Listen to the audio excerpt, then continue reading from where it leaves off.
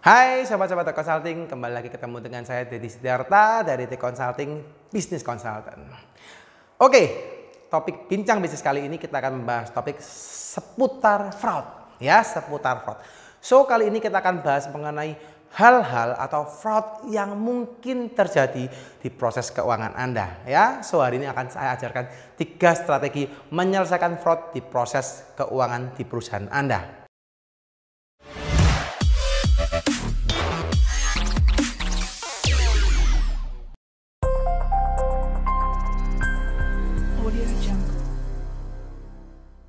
Nah, sebelum kita tahu strateginya untuk menyelesaikan, maka kita harus tahu dulu apa saja fraud yang mungkin terjadi di perusahaan kita. Nah, saya ambilkan 3 kasus. Yang pertama adalah kasus yang mungkin terjadi di keuangan atau fraud di keuangan kita, ya, di proses keuangan, ya. Mungkin yang pertama adalah kita punya departemen tertentu, kita punya ngomonglah let's say departemen finance, ya. Departemen ini melakukan pengeluaran kas untuk membeli barang, ya. Nah, masalahnya pembelian barang yang dilakukan adalah departemen ini membeli barang langsung kepada supplier, ya, dengan cara mendatangin. Jadi offline service gitu, ya, jadi datang langsung ke sana. Nah, ternyata waktu membeli mungkin ada kolaborasi, mungkin ada cheating gitu, ya, di mana dia membeli barang tapi dia minta kepada tokonya supaya harganya di-markup, ya. Ini juga kadang-kadang sering terjadi di perusahaan kita. Nah, kasus yang kedua adalah mungkin departemen tadi gitu, ya, dia memegang uang kas yang cukup banyak, ya. Namun entah kenapa di dalam perhitungan uang kas tersebut selalu ada kasbon, ya. Kasbon itu maksudnya piutang daripada karyawan gitu, ya. Atau mungkin gini, kita banyak sekali orang yang mungkin bisa membeli barang ke tempat lain, nggak harus departemen finance, tapi dia membeli gitu, ya. Terus dia kasbon dulu, lalu uangnya dibawa pergi dan dia membeli barang, ya. Atau kadang mungkin bisa piutang gitu, jadi ada nominal tertentu yang bisa dilakukan piutang karyawan, jadi piutang ke kasir, nanti akhir minggu potong gaji atau sebagainya gitu, ya, itu juga bisa terjadi. Nah, ketika terjadi gitu, ya, terjadi kasbon, ternyata mohon maaf, kasbon ini sebenarnya tidak ada yang menghutang, ya, jadi uangnya seharusnya masih utuh. Tapi mohon maaf, mungkin saja uangnya dipakai dulu, nanti akhir bulan dikembalikan untuk gajian gitu, ya, jadi itu bisa dipakai gitu, ya. Nah yang ketiga, nah ini langsung to the point gitu, ya, uang kas kadang dipakai terlebih dulu, nanti akhir bulan dibalikin gitu, ya. Jadi ada juga yang seperti itu 3 kasus tadi gitu, ya. Dan tadi kasbon yang ini benar-benar dipakai gitu, ya.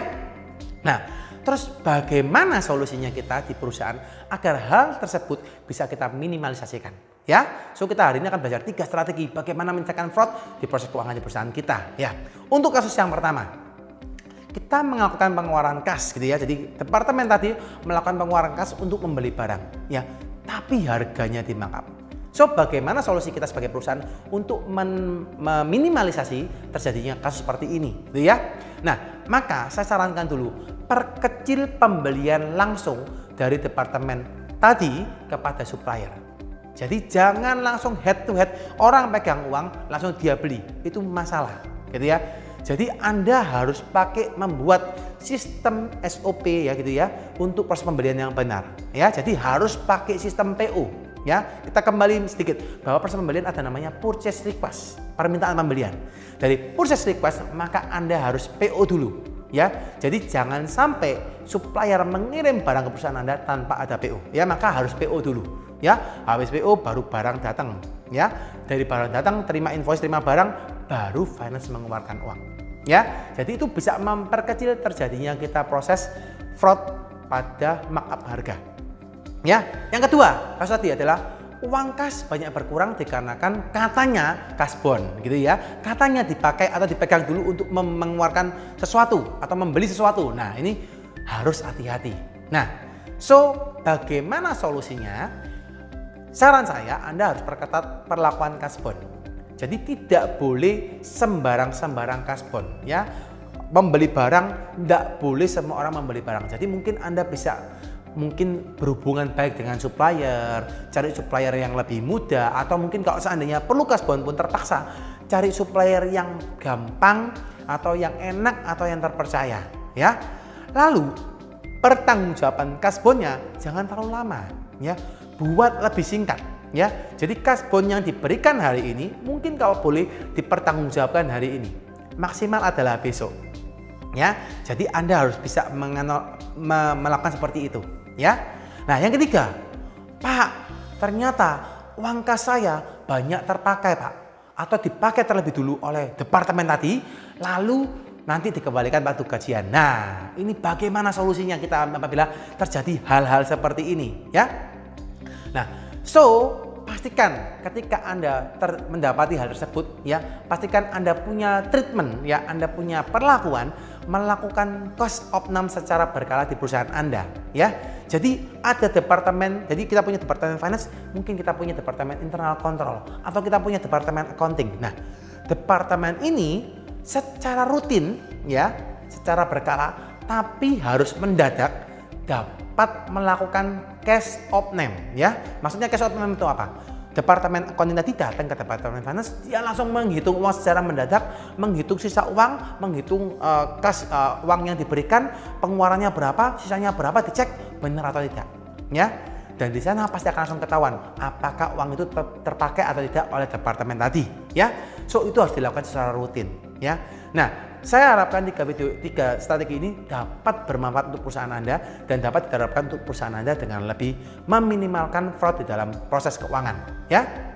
So saya yakin untuk menanggulangi fraud banyak teknik yang bisa Anda lakukan, ya. Mulai dari kita menata sistem, ya, memilih tim dan menata tim kita, dan juga mungkin kita juga bisa melihat atau mengontrol laporan keuangan atau menganalisa laporan keuangan kita supaya tahu apakah terjadi fraud di dalam perusahaan kita, ya. So untuk itu saya akan bagikan video series mengenai bagaimana kita memanage people di dalam perusahaan kita, memanage sistem di perusahaan kita, dan memanage keuangan di perusahaan kita. Saya akan bagikan video series secara gratis dan Anda bisa dapatkan di link di bawah video ini, ya. Jadi Anda bisa klik description, ada link yang Anda bisa klik untuk mendapatkan video series secara gratis, ya. Atau Anda juga bisa kunjungi website kami di www.theconsulting.id untuk Anda bisa request di video gratis di website kami, gitu ya. So grab it fast sobat-sobat consulting, dan thank you for watching this video dan salam sukses untuk Anda.